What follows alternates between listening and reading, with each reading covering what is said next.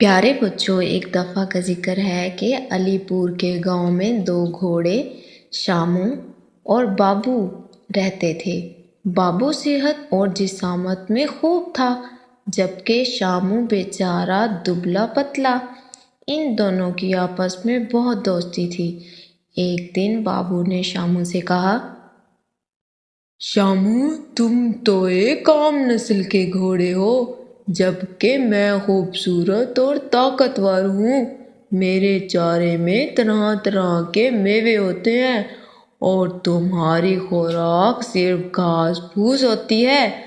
میری ٹانگیں مضبوط اور میرے کھر مہارت سے کٹے ہوئے ہیں، جبکہ تمہارے پاؤں تو مٹی گارے سے لتڑے رہتے ہیں۔ تم نے میری گردن دیکھی ہے نا، خوبصورت اور ملائم، جبکہ تمہاری گردن کھردری ہے۔ میری کھال ریشم کی طرح چمکتی ہے اور تمہارے پسینے میں شرابور۔ اب بتاؤ، ہم میں کون زیادہ خوبصورت ہے؟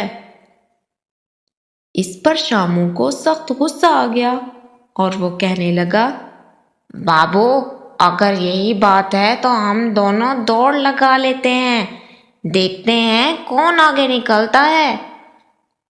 چنانچہ وہ دونوں اسی وقت مقابلے کے لیے تیار ہو گئے۔ انہوں نے فیصلہ کیا کہ دونوں میدان میں چکر لگائیں گے اور تب تک نہیں رکیں گے جب تک کوئی ایک اپنی ہار تسلیم نہیں کر لیتا۔ دونوں نے ایک ساتھ دوڑنا شروع کر دیا۔ بابو ذرا گردن اکڑا کر دوڑ رہا تھا۔ وہ پہلے 3-4 چکر شامو سے آگے رہا، لیکن جلد ہی اس کی ہمت جواب دینے لگی۔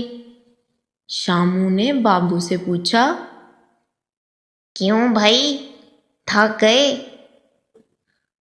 بابو نے جواب دیا، ارے میں تھکا نہیں، بس میرے پاؤں میں ذرا سی موچ آ گئی ہے۔ بابو نے جھوٹ بولا۔ اگلے چکر کے دوران شامو دوڑتا ہوا بابو سے کافی آگے نکل گیا۔ میرے دوست، کیا تم تھک گئے ہو؟ یہ شامو نے پوچھا۔ نہیں، مجھے کچھ یاد آ گیا۔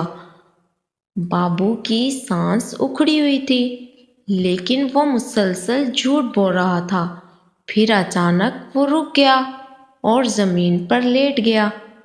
ادھر شامو 100واں چکر لگانے گیا تو ادھر بابو چپکے سے لنگڑاتا ہوا قریبی جھاڑیوں کے پیچھے جا کر گھاس چرنے لگا۔ وہ شامو سے کترا رہا تھا۔ اچانک اس نے آواز لگائی، شامو، تم تھوڑی دیر کے لیے آرام کر لو۔ شامو نے کہا، مجھے آرام کی ضرورت نہیں، میں تو ابھی دوڑنے کے لیے صرف گرم ہوا ہوں، ابھی میں 10 چکر مزید لگاؤں گا۔ اس کی بات سن کر بابو اتنا شرمندہ ہوا کہ آئندہ کبھی اس کے سامنے اپنا سر نہ اٹھا سکا۔